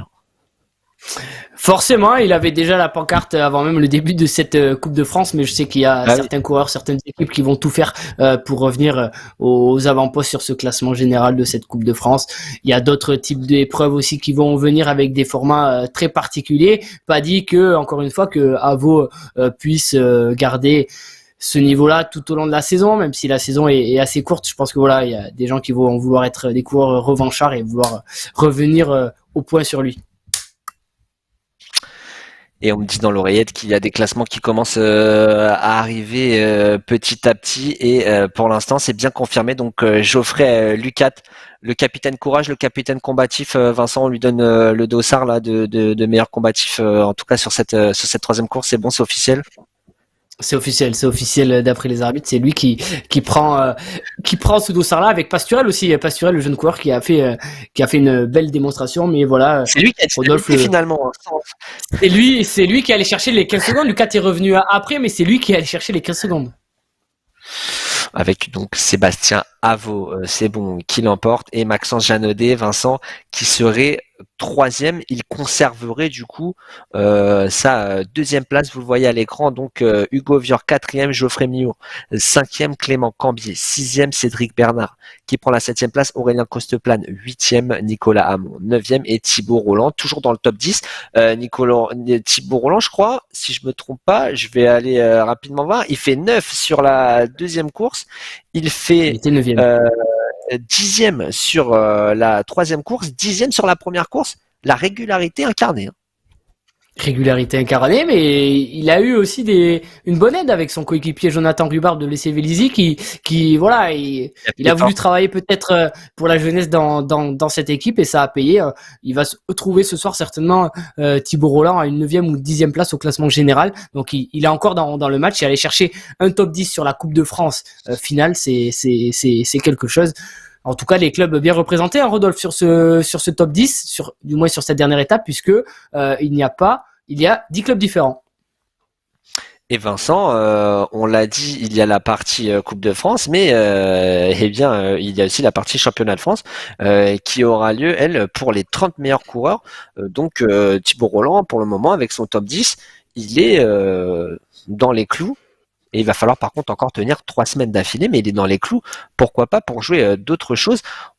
On aura le temps d'en discuter, mais là vous le voyez, le classement qui continue à se remplir avec Camille Danis qui prend la 12e place d'un Grégory Frison. Frison, pareil, hein, qui a fait partie avec Pasturel de ces dynamiteurs, ces avant-gardistes qui ont décidé d'aller devant. Et oui, parce que ça se jouait les places avec notamment Lucat, avec Roland et on a, je pense, regardé les points suite aux deux premières étapes et les coureurs ont vraiment couru après les coureurs qui les entouraient. Ça nous a vraiment offert une dernière étape de folie. Voilà pour le top 15. Rodolphe, le classement général va pas tarder à sortir. On va bientôt aussi pouvoir vous communiquer le classement des féminines. En tout cas, ça a été une soirée, je pense, assez longue pour les coureurs puisque la course, au final, la dernière course est quasi terminée après 1 heure après le premier départ. Ah là, on va bien faire dodo, Vincent, ce soir, après tout ça, là, quasiment à 21h, là, aussi, petite chose, quand on court dans ces horaires-là, on sait, il y a forcément un peu d'influx nerveux. C'est quoi, ton petit truc pour essayer de faire baisser un peu l'influx nerveux? Rouler une 35-40 bornes sur Zwift, ça devrait pouvoir faire passer l'influx nerveux. Petite social ride, histoire de vraiment bien finir la soirée. Exactement. Et Rodolphe, le classement général qui est en train de sortir, donc sans surprise, c'est Sébastien Avaux donc qui prend la première place de ce classement général. On va attendre encore quelques instants pour vous donner le reste du classement général, mais c'est bien Sébastien Avaux qui s'impose avec ses 3 victoires, 3 fois 1 point, 3 points. Voilà, il repart donc ce soir avec ses 230 points de manche. Et deuxième place donc pour notre ami Maxence Janaudet, c'est officiel donc lui une deuxième place, 2 troisième place, 2 et 3 qui font 5 et 3 qui font 8, il a 8 points. Et Vincent ensuite, égalité au niveau du podium, vous le voyez à l'image, la troisième place entre Geoffrey Milour et Hugo Vior. C'est vrai qu'on n'a pas parlé en cas d'égalité, mais là je vois une belle troisième place en contre-la-montre pour Geoffrey Milour, pas de top 3 pour Hugo Vior. Égalité de points, les trois sont troisième, Vincent, où il va y avoir tout simplement la possibilité de départager les coureurs. Ça, je trouve, je t'ai posé une colle.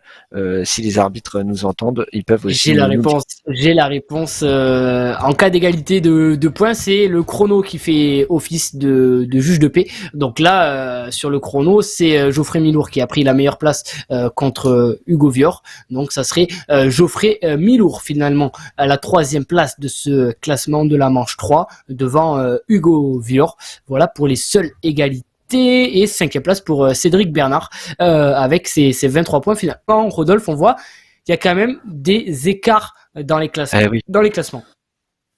Et oui, hein, on voit que donc Sébastien Avaux et Maxence Janaudet, eux, ont réussi à chaque fois à être en haut de la course. Mais par exemple, tu vois, Aurélien Costeplane, 5e en contre-la-montre, l'étape sprint qui a été un peu plus compliquée pour lui, qui prend la 11e place, et ensuite 8e place pour la dernière course. Le sprint, on l'a dit, pouvait vraiment être l'arbitre et faire perdre malheureusement des places, voire des top 5, des top 3 à certains coureurs. Hein. Parce que Et regarde, vas-y Vincent. Celui qui a aussi bien couru, par exemple, on reprend le cas de Geoffroy Lucat, qui est allé chercher une 7e place sur le chrono, 17e place ensuite sur le sprint. Là, il a dû se faire peur, il a dû se dire mince, tout ça pour ça. Et puis, avec sa magnifique 2e place sur la dernière étape, il ressort de là avec une 7e place au classement général. Donc, il y avait des choses à faire et je pense que voilà, il y a eu du mouvement aussi dans les classements. Bon, on voit Sébastien Avaux aux 3 premières places, là, il n'y a pas eu de mouvement, mais au-delà de la 5e place, il y a eu du mouvement, ce qui a permis à des coureurs qui étaient peut-être passés au travers de la 2e étape avec ce sprint de se rattraper sur la 3e étape. Effectivement, on a réussi à se replacer. J'ai par exemple là sous mes yeux Nicolas Hamon qui fait 4e au contre-la-montre, 21e au sprint. Donc pareil, on se dit, vous le voyez à l'image, Nicolas Hamon là, 21e au sprint et qui revient pour aller chercher une 9e place sur la dernière course. Donc finalement, il a réussi à aller chercher ce top 10. Le corps de Levis s'est calé. Finalement, tu avais raison. C'était vraiment une histoire. Il fallait être très complet. Et on a l'exemple inverse avec Maël Maziou à la 12e place, qui fait 19e au contre-la-montre et 5e au sprint pour ensuite faire 11e. Là, on avait face peut-être à un poisson pilote ou à un sprinter, Vincent. Ça nous permet aussi de voir un petit peu le profil des coureurs. Complètement, Rodolphe, alors que là, voilà, apparaît le top 10 du classement général provisoire de cette Coupe de France suite aux 2 premières manches. Donc, comme on l'a dit, la première manche a été neutralisée, mais tous les coureurs présents ont gagné 50 points. On a donc le classement manche 1 plus manche 2 avec pour l'instant Sébastien Avaux avec ses 280 points, 30 points d'avance. Rodolphe sur Maxence Janaudet et 50 points d'avance sur Geoffrey Milour. Hugo Vior complète avec le top 4. 215 points et 200 points pour Cédric Bernard. Il y a des écarts, mais au vu des barèmes de points qui sont distribués sur chaque manche, si un coureur passe au travers, un coureur bien positionné pourra dégringoler dans le classement. Effectivement, et puis voilà, hein, de toute manière, tout le monde avait 50 points, donc forcément cette deuxième manche allait donner pas mal d'écart, mais comme tu l'as dit, on est dans un top 10 très compact, même si on a vu qu'il y avait peut-être des coureurs un peu au-dessus du lot. Mais rien n'est joué, pas pour la gagne et encore moins pour les places d'honneur, parce que là on voit le top 10, mais juste derrière il y a d'autres coureurs, donc même aujourd'hui de la allée de la 5e à la 15e place, les écarts sont pas encore très significatifs, même si 2 manches, Vincent, ont déjà été, j'ai envie de dire, grillés, réussis. Pour le classement final. Donc là, quand on est entre la 20e et la 30e place, on commence forcément à imaginer différents scénarios. Forcément, et puis il y a cette fameuse sélection aussi au championnat de France en présentiel, tu l'as dit, il faut rentrer dans une certaine position au classement final. Donc les gens vont tout faire, je pense, sur les prochaines manches. On dit pas que sur la première manche et sur la deuxième, ils n'ont pas tout fait, mais on va calculer, je pense, différemment. Peut-être certains vont revoir leur ambition, revoir leur volonté d'aller chercher peut-être un top 3, un top 5 et vont peut-être essayer de plus assurer un top 10 pour être sûr d'être sur un championnat de France. Voilà, ça c'est les prochaines manches qui nous le diront. Mais c'est sûr que voilà, le barème des points sont assez importants et faut être régulier comme ce soir pour s'imposer sur la Coupe de France, la deuxième de son nom. Exactement, alors qu'on attend petit à petit aussi le classement de la catégorie 2. C'était Émile Rouillet qui avait un total de 7 points après une 4e place et une 3e place au sprint. Florian Gosselin qui s'était imposé dans le contre-la-montre et lui à la 4e place avec 18 points parce qu'il avait fait premier au contre-la-montre, 17e au sprint. Juste derrière lui, Vincent, et j'en termine avec ça, Laurent Triolet qui a fait lui 19e au contre-la-montre et premier au sprint. Là, pour le coup, on a vraiment l'un derrière l'autre deux profils totalement différents. Et c'est ça qui était intéressant sur la soirée de ce soir, hein. C'est qu'avec ces différents circuits, ce chrono, cette course sprint et cette course de côte, ça a permis à tout le monde de mettre en avant son potentiel. Donc celui qui s'impose dans les différentes catégories est peut-être le coureur le plus complet. Et on me dit dans l'oreillette, Vincent, qu'on va pouvoir aller tranquillement du côté des dames parce que il y a des classements qui commencent à sortir et on a le classement des femmes. Est-ce que tu veux te mesurer au pronostic, Vincent, ou Allez, tu laisses ça du prono ou tu t'as envie de te lancer? Allez, je vais me lancer. Sandrine Etienne en première position avec 3 points. Laurence Motas deuxième avec 7 points. Voyons, je pourrais pronostiquer Marine Mauger avec 8 points en troisième position. Voilà le classement. Donc, le classement de cette soirée et même le classement général provisoire pour les féminines avec donc Sandrine Etienne en tête après avoir remporté cette manche ce soir. Laurence Motas, elle aussi qui avait brillé l'année dernière. Rodolphe prend désormais la deuxième place. Marine Mauger, Lamoge comme les speakers aiment l'appeler, prend la 3e place. Et puis derrière on retrouve Proust Mylène, Clara Legros et Guy Sepin Mélanie. Voilà pour le top 6 chez les féminines. Rodolphe avec bien sûr comme on s'y attendait, Sandrine Etienne devant, mais attention parce que à avoir trop la pancarte parfois ça fait une pression supplémentaire. Oui, effectivement, et juste derrière, on a vraiment Laurence Motas et Marine Mauger qui se jouent, hein, ce top 3. En tout cas, aujourd'hui, il est clair, net, précis. On n'a aucune de ces trois coureuses qui a figuré hors du top 3. Ça permet aussi de mettre, j'ai envie de dire, en perspective les futurs résultats. Si ces trois coureuses continuent sur ce rythme-là, il y aura forcément une bataille à 3. Et Vincent, tu le sais très bien, même si on ne fait pas partie de la même équipe, quand on a un ennemi en commun, on est capable de collaborer très très bien ensemble. Et c'est là où je voulais en venir, Rodolphe. Ça va peut-être aussi vouloir redistribuer les cartes entre les différentes coureuses, même si on sait qu'il y a des affinités entre elles. Ça va être intéressant de suivre ça sur les prochaines manches. Et puis voilà, il y aura différents formats encore une fois, donc on n'est pas à l'abri que certaines coureuses peut-être passent au travers de certains formats. Avec pour compléter cette course Johanna Lalanne donc qui prend la 7e place pour le moment en général, Julie Rebourg la 8e place, Amélie André 9e et Camille Varocki qui prend la 10e place. On a eu la catégorie 1, on a eu la catégorie féminine. Vincent, très important aussi de souligner que première manche, on était sur des vélos neutralisés et qu'on avait tous les mêmes chances. Donc vraiment, le contre-la-montre a été une course, j'ai envie de dire, à la pédale. Vraiment, ça c'est très important aussi de le mettre en avant. Ouais, il faut le préciser. C'est ça, c'est la puissance pure qui a parlé sur ce contre-la-montre. Et ça s'est vu dans les différentes catégories. Et Rodolphe, on va peut-être jeter un œil sur le classement de la catégorie 2 qui est assez incroyable au vu des écarts. C'est Émile Rouillet qui s'impose avec 8 points. Là où Florian Gosselin est deuxième avec 23 points. Donc Émile Rouillet a été super régulier sur le haut du classement, là où les autres coureurs ont peut-être loupé une manche.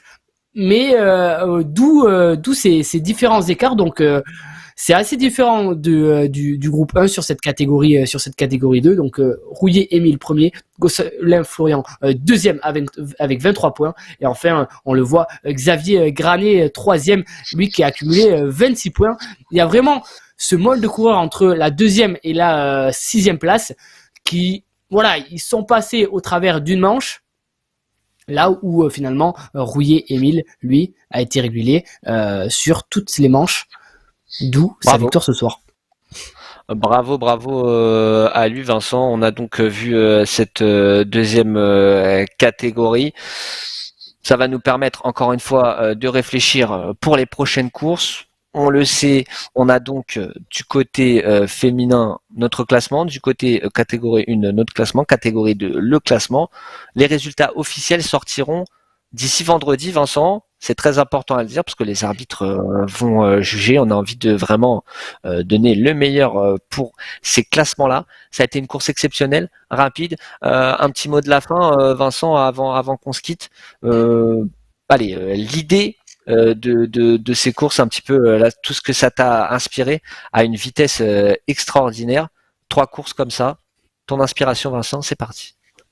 C'est un très très bon format parce que ça oblige aussi les athlètes à mettre encore plus d'intensité dans leur effort, récupérer aussi très rapidement. Et puis ce qui est intéressant, c'est que on retrouve, je pense, les coureurs qui se seraient imposés sur une course dure. Et une seule course, on les retrouve à l'avant du peloton, donc à l'avant du classement. Donc c'est finalement les hommes, les classements reflètent le niveau des différentes catégories et ça nous promet une Coupe de France vraiment exceptionnelle. Encore 3 manches, Rodolphe, pour se régaler. Et on a déjà hâte d'être à la manche 3 dans 2 semaines désormais. On le rappelle, Sébastien Avaux, donc, qui prend la première place devant Maxence Janaudet et Geoffrey Millour pour compléter le podium de cette première catégorie.